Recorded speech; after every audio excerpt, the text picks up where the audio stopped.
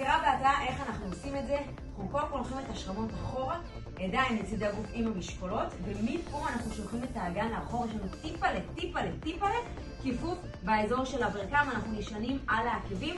ככל שאנחנו נהיה עם הגב מקבילים אל הרצפה, ככה הגב יעבוד יותר לטווח תנועה. הידיים תמיד צמודות אלינו לאזור של הרגליים, הם לא פה. כי ברגע שהם יהיו פה, יש לנו עומס על הגב תחתון וגם הגב יתעקם לנו. אז אנחנו רוצים לפתוח את השכמות, להציג את המשקל אחורה, בית חזה פתוח, משקולות צמודות אלינו. מפה התנועה היא משיכה אחורה לאזור כמו לצידי הישבן וחזרה. שימו לב שגם הראש ממשיך לגוף, אנחנו לא פה.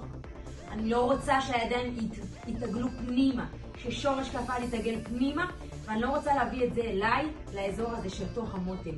ממש כמו תנועה של מסור, ידיים מצידי הגוף, אחורה לאזור של הישבן וחזרה. אם כואב לי בגב תחתון, אפשר לא לרדת כמה שיותר מקבילים לרצפה, אלא טיפה לעלות בגובה, והמשכנו לעבוד, רק לזכור שמשקולות קרובות אלינו לרגליים.